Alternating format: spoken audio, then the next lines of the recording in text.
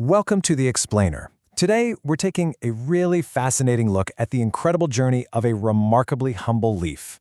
It's a story that sweeps across millennia, charting a path from ancient, mysterious origins to absolute global dominance, and then, ultimately, landing right smack in the middle of our most intimate cultural traditions.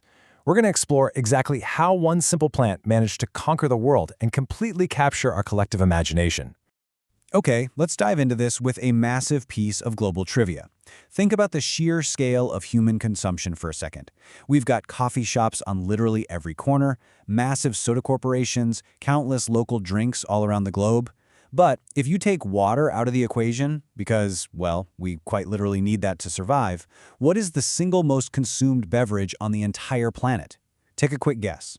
The answer is tea. It proudly holds the title of the #2 most consumed beverage in the world. We are talking about billions of cups consumed every single day.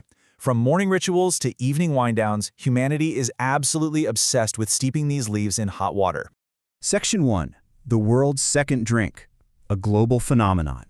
So we know it's a massive global phenomenon, but what's truly captivating is how this world's second drink is actually prepared. And this brilliantly illustrates just how wild things get when a single plant achieves this level of macro-scale consumption. It doesn't just stay uniform, it morphs, it adapts, and it bends to highly specific cultural tastes. Take an extreme contrast, for example. On one hand, you have Turkish Rize tea. It's served in those beautiful, iconic tulip-shaped glasses, traditionally steeped incredibly strong and sweetened with a heavy dose of sugar. It's this sweet, energizing staple of Turkish daily life. But on the complete opposite end of the spectrum, we have Tibetan butter tea. Up in the high altitudes of the Himalayas, they actually churn tea leaves with rich yak butter and a hearty pinch of salt. It's thick, savory, and deeply warming. Both are tea, right? But they couldn't be more vastly different. It just goes to show you that there are almost as many ways to prepare this beverage as there are distinct cultures on the globe. Section 2. Origins and global spread. Tracing the roots. To understand how it became so wonderfully diverse, we've got to trace back its roots to figure out where it actually came from before it ended up in our kitchen cabinets. Back in the ancient era, tea originated and was discovered in the East, specifically in early China. Legend and history really intertwine here, with early emperors and monks discovering the medicinal and stimulating properties of the leaf. And for centuries, it was kind of an Eastern secret. But then we hit the colonial era, and this is where the story completely explodes outward. Through shifting trade routes, incredibly ambitious merchants, and expanding empires, tea experienced a rapid, almost aggressive global spread. It became this highly sought-after commodity, crossing oceans and continents. Finally, we arrive at the modern era.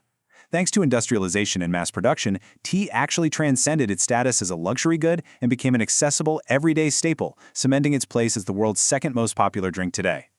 Section 3. The Indian tea surprise. The plot twist. Now, what's really interesting about this historical twist is how the spread of tea created some massive ironies. Prepare yourself for a bit of a historical bombshell. Today, when you think of India, you almost instantly think of chai, right? The imagery of steaming cups on bustling street corners is practically synonymous with a nation's identity. But there was an actual time in history when tea simply wasn't available in India at all. It's a staggering thought. The widespread commercial cultivation and consumption of tea in India was heavily driven by much later historical shifts, primarily when colonial powers wanted to break global monopolies and establish new growing regions. So this incredibly deep-rooted cultural staple was, historically speaking, a pretty late arrival to the party.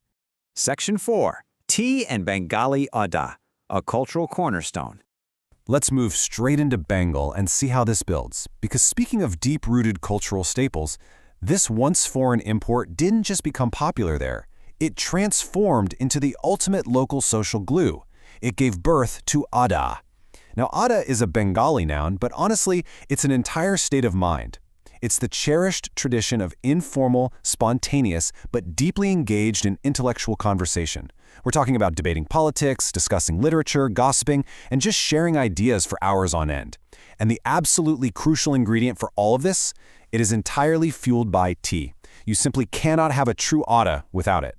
In Bengali culture, there's this inextricable, almost romantic bond between the people and tea. It's completely woven into the fabric of daily life. It acts as the ultimate catalyst for the Adda conversation we just talked about.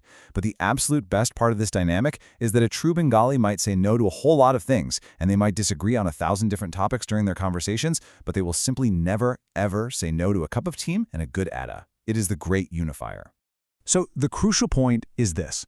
When we step back and look at the whole journey of tea, we're seeing something truly unique. We are watching a product bridge two wildly different worlds. On one end, it's this massive, heavily traded global commodity with a sprawling ancient history.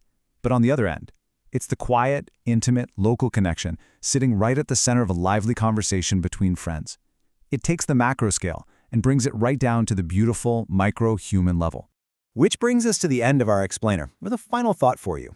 Knowing its vast, completely diverse history, from Tibetan mountaintops to Bengali street corners, how does tea fit into your own daily rituals and conversations? Are you fueling your own versions of an Adda? Think about that the next time you steep a cup. Thanks so much for joining me on this journey, and keep exploring.